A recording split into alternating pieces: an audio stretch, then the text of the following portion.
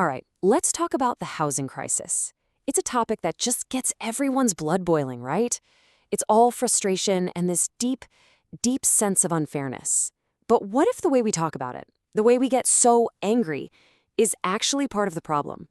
Today, we're going to look at this whole mess through a completely different lens, one that goes way beyond the usual suspects. You know how it is? When we get fired up about housing, all that frustration, it has to go somewhere. And in pretty much every conversation, the first name that comes up, the face of the problem, is this one: landlords. And hey, if it's not the landlords, our anger just hops right over to the next usual suspect, the developers. Yeah, greedy builders. You can almost feel that phrase, can't you?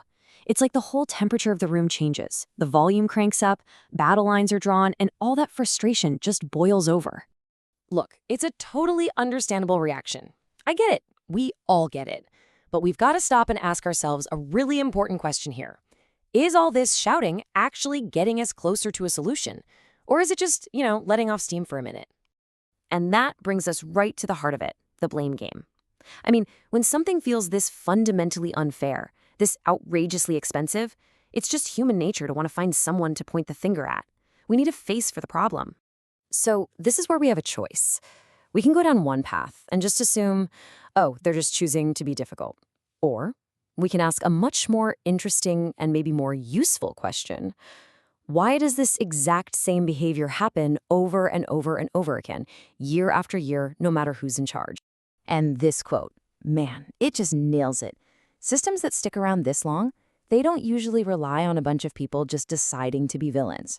No, they rely on incentives. Incentives that make certain actions seem totally sensible, totally logical from the inside.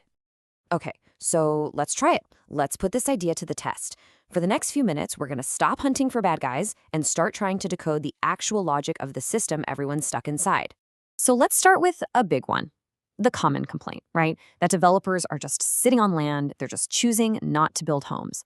But is that the whole story? Okay, let's try to see the world through their eyes for a second. They don't want empty lots. What they crave is certainty. Think about it. If they flood the market with new homes all at once, what happens? Prices could soften. And when prices soften, their profit margins get squeezed. And guess what? Those margins are the number one thing a bank looks at before they'll lend the money for the next project.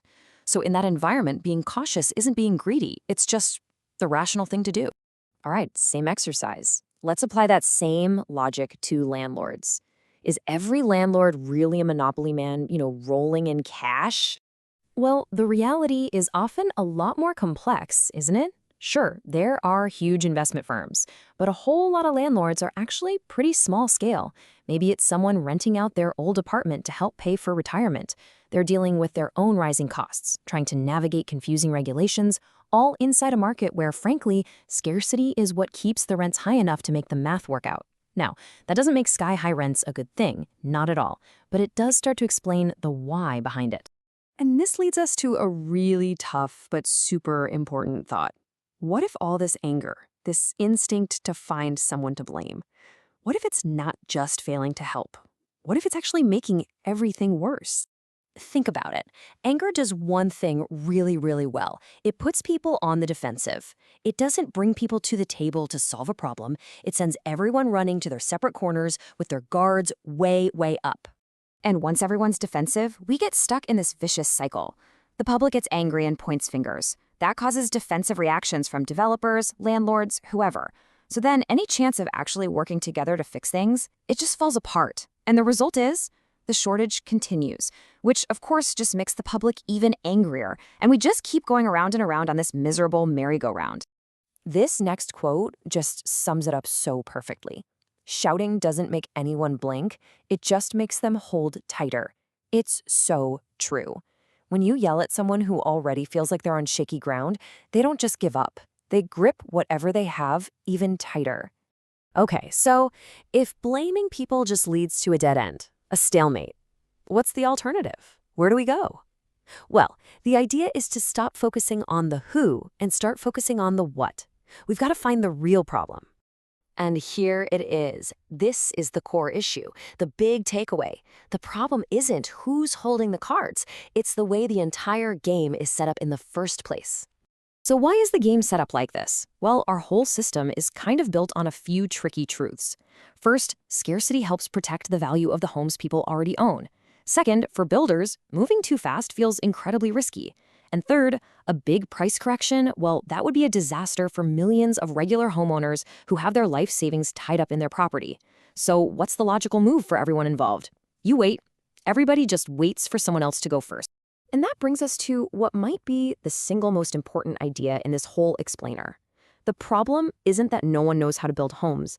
It's that we've made it rational not to. Just let that sink in for a second. We know how to do it. We have the tools, we have the people. But the system we've created makes the smart, safe, and rational choice to just not. So where does that leave us? It leaves us with the real question, the one we should have been asking all along.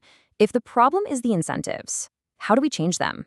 How do we actually change the rules of the game itself so that building more homes becomes the safe and logical thing to do, so that having stable rent is the norm? That is where the real productive conversation has to start.